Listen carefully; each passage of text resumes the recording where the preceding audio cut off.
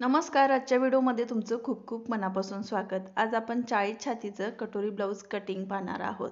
साडीतला blouse piece मापाचा हा blouse आहे आणि अस्तर घेतलेला आहे. अस्तर आहे ते 1 मीटर घेतलं. कमर जी आहे ती 32 इंच आहे आणि छातीचा जो भाग आहे तोच जास्त आहे, त्यामुळे कटिंग आहे ती खूप सोप्या पद्धतीनं दाखवलेली आहे. अस्तर डबल फोल्ड केलेला आहे. बंद भाग माझ्याकडे आहे, ओपन भाग समोर ठेवलेला आहे. सुरुवातीला उंची घेतली, तयार उंची आहे 13 इंच, त्यात 1 इंच मिळवला. 14 इंचावरती मी अशी लाईन ड्रॉ केली पहा. आता त्याच लाईनीवरती शोल्डर घेतले मी 6 इंचावरती आणि मुंडा सुद्धा घेतलेला आहे तो 6 इंचावरती घेतलेला आहे. या ब्लाऊजचा जो गळा आहे तो डीप आहे, त्यामुळे शोल्डर आहे ते 6 इंच घेतलं आणि मुंडा सुद्धा 6 इंचावरती घेतलेला आहे आणि लाईन ड्रॉ केली. छाती आहे 40 इंच, 40चा चौथा भाग येतो 10 इंच आणि 1.5 इंच मार्जिन. आता इथं मी 1.5 इंचच मार्जिन घेतले, तुम्ही 2 इंच मार्जिन घेऊ शकता. कमर आहे 32 इंच, 32चा चौथा भाग येतो 8 इंच आणि पाठीतला टक्स 1 इंच. वरती किती मार्जिन घेतले 1.5 किंवा 2, त्याच पद्धतीनं खाली तुम्ही मार्जिन घ्या आणि अशी लाईन ड्रॉ करा.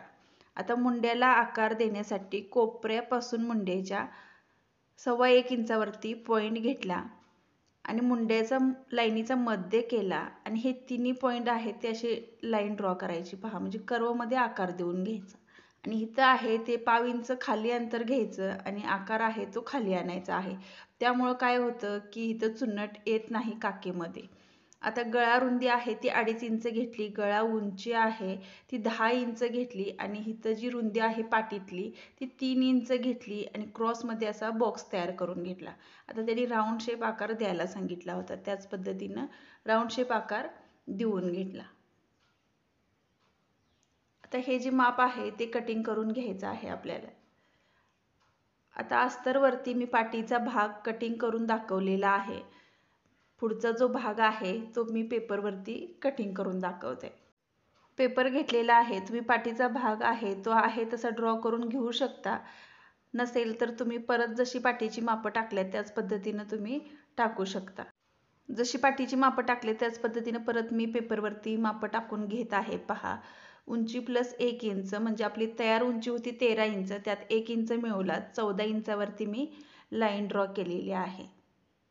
तुम्हाला समजावं यासाठी मी परत माप पूर्ण पुढच्या भागाला सुद्धा टाकून दाखवते. आता इथं शोल्डर घ्यायचं आहे आपलं 6 इंच. मुंडा सुद्धा आपण घेतलेला आहे तो 6 इंचावरतीच घेतलेला आहे. इथून सुद्धा अंतर आपलं 6 इंच आहे का ते चेक करायचं आणि मग आपण मुंड्याची लाईन ड्रॉ करायची आहे. तिथून अंतर 6 इंच नसेल किंवा जास्त होत असेल तर तिथं कापड आपलं एक्स्ट्रा राहतं आणि मग बाहीमध्ये चुनट येते. आता इथे छातीचा चौथा भाग 10 इंच आणि पाठीच्या भागामध्ये आपण 1.5 इंच अंतर घेतलं होतं मार्जिन, त्याच पद्धतीने इथं सुद्धा 1.5 इंचचं अंतर घ्यायचं आहे. आता कमर पहा, कमरेचा चौथा भाग 8 इंच येतो, 32 इंच कमर आहे आणि आपण 1.5 इंच मार्जिन घेतले. आता हे दोन्ही पॉईंट आहेत ते अशी लाईन ड्रॉ करून घ्यायची. आता गळा रुंदी आहे ती 2.5 इंच घेतली. पुढचा गळा आहे तो 6 इंचावरती आहे. इथं सुद्धा मी 2.25 इंच घेतलेला आहे पुढच्या गळ्यासाठी आणि असा हा बॉक्स तयार करून घेतला.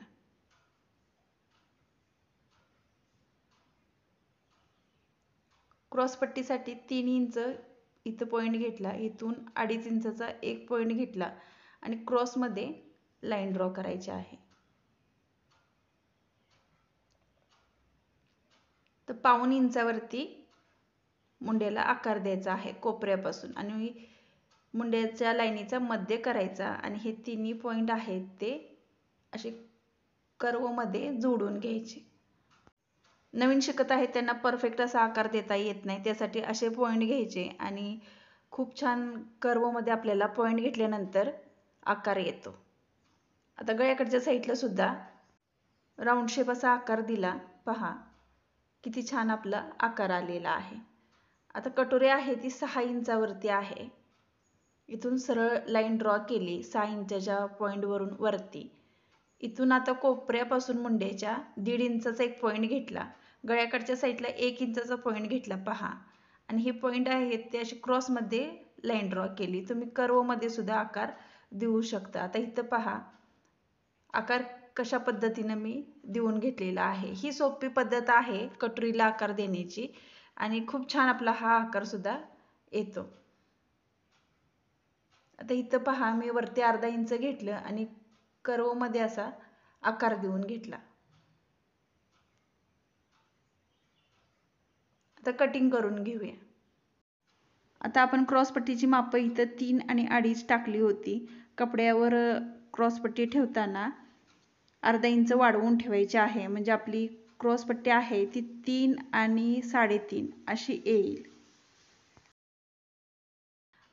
आणि कटोरी सुद्धा पुढे मी दाखवते तुम्हाला कशा पद्धतीनं वाढीव अंतर करून घ्यायचं।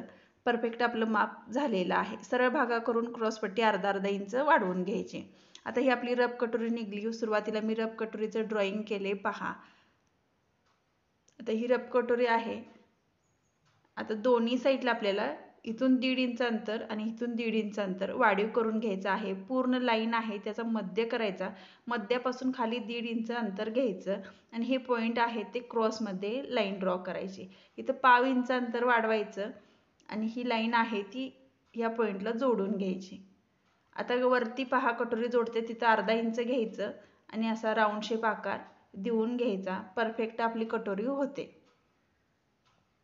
आता जे आपण पेपर पॅटर्न केलेला आहे ते कपड्यावर ठेवून अशा पद्धतीनं कटिंग करून घ्यायचं आहे।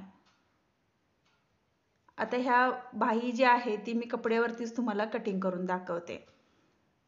आता घडी मी घेतलेली आहे ती 10 इंच घेतली आणि बाहीची उंची आहे तयार 9 इंच प्लस 1 इंच म्हणजे 10 इंचावरती मी लाईन ड्रॉ केली आणि बाहीची रुंदी घेतलेली आहे ती 10 इंच घेतलेली आहे।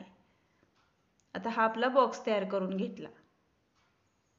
आता इथून उतार 3.5 इंचावरती दिला।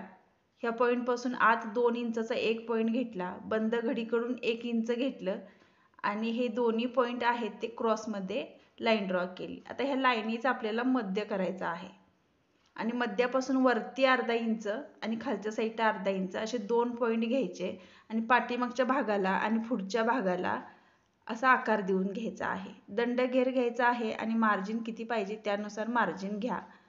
आता ही सोपी पद्धत आपल्या बाहीची झालेली आहे। जसं ड्रॉइंग केलंय त्या पद्धतीनं कटिंग करून घ्यायचं आहे। अगदी परफेक्ट ही बाही बसते, अजिबात चुनट वगैरे येत नाही। आता पुढच्या भागाची सुद्धा कटिंग करून घेऊया। उरलेल्या अस्तरमध्ये आपण आता कटोरी आणि क्रॉसपट्टी कटिंग करून घ्यायची आहे। आता आपण वाढीव कटोरी जी कटिंग करून घेतली होती तीच कपड्यावरती क्रॉसमध्ये ठेवायची आहे आणि दाखवल्याप्रमाणे ड्रॉ करून कटिंग करून घ्यायचे आहे। आपण अस्तरवरती जे कटिंग केलेलं आहे ते मेन कपड्यावरती ठेवायचं आहे आणि चारी साईडून अर्धा इंच एक्स्ट्रा कापड ठेवायचं आणि कटिंग करायचं आहे।